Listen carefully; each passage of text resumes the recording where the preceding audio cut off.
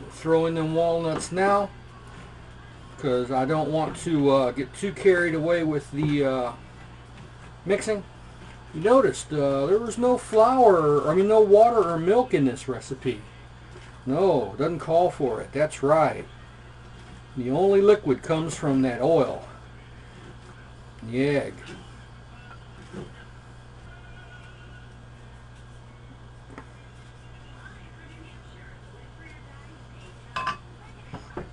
Yeah, I'm an old pizza guy from way back. You know, I've got to actually get in here and knead this a little bit. I don't care if it gets tough or not. I'm not going to feel good unless I think I've got that flour mixed well. There, that's looking more like a brownie. I'm happier with that. It's the dry, powdery looking stuff I don't like. This will do 2 8x8 pans, however shallow that might be, or it will do like a big 9x9 pan, quite a bit deeper and thicker.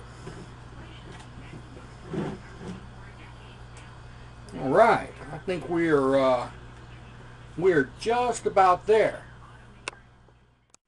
Okay, we have here a couple of 8x8 pans. They are non-stick. There's some fairly cheap grocery store variety. Yeah, I did not go to William and Sonoma for these. Alright. Divide your mix roughly in half.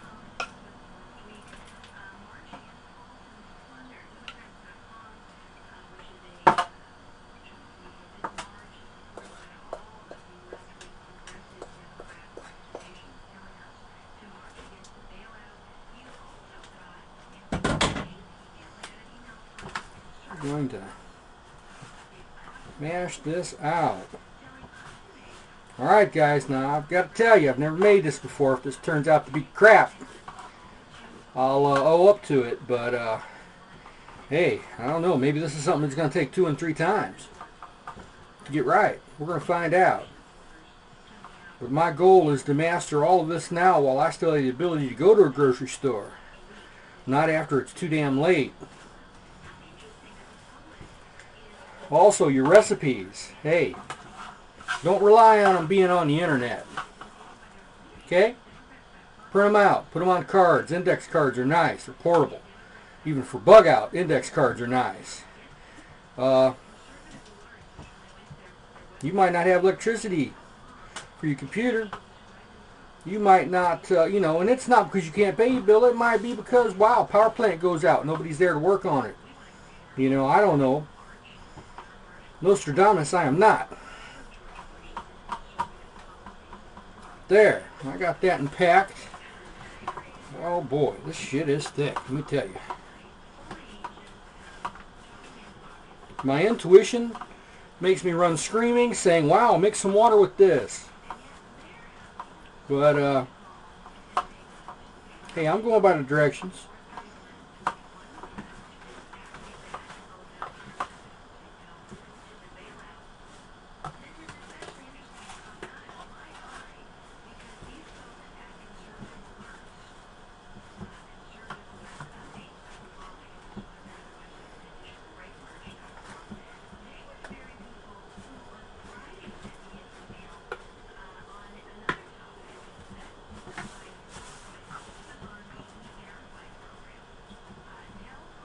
Alright, well you all know when sugar heats up it liquefies. In case you don't know it, caramel's nothing more than cooked sugar. Okay, so it does definitely turn liquid. I expect this stuff here, since it's damn near half sugar, well, more like a third, but I expect it to liquefy out a little bit too. Hopefully fill in some of what I think are holes here, or low spots, or whatever, man, I don't know.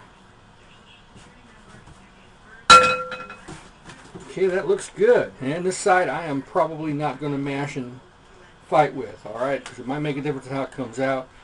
And that will be the chest. Can't help myself, can I? Gotta mess with it a little. Alright. Alright, I've about got the oven to 350 according to the thermometer I bought, and not the one in Celsius. We will see. Okay?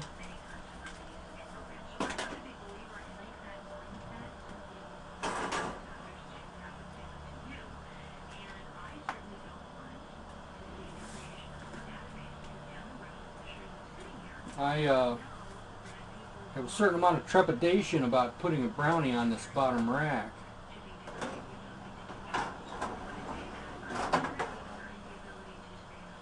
Alright, my store-bought thermometer is damn near in the way.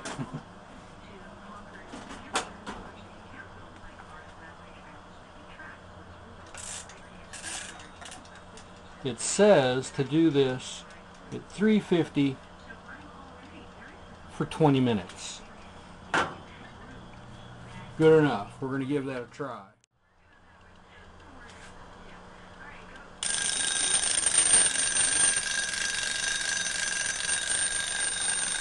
All right.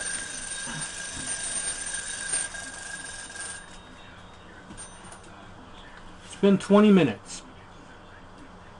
I had to yank the ones off of the bottom.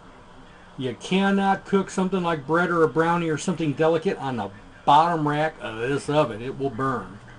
Okay. Top one's been left alone. It's been in there for 20 minutes.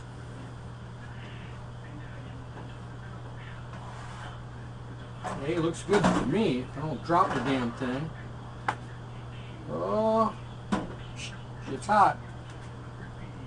Looks decent. Maybe a little browned, a little too brown on the edges at the most, but it looks good.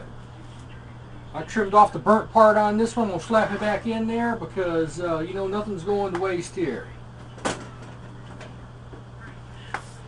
The oven does seem to be a little hotter though. I've been tinkering, but that is what we got. Alright, well, I've taken it out of the oven. I flipped it upside down on a piece of parchment paper here. Just a little bit too brown right here, but man, you could do that in any oven. That's not a shock. And I bet you that's the front. I got a feeling the front's hotter than the back. This side's perfect. So I do have a feeling that the front's hotter than the back. Now this is still piping hot. Going to cut better later, but it looks good. Okay, I'm not going to bite into that right now. It's 350 to 400 degrees, man. It's going to have to cool down, but I think it's going to be tasty.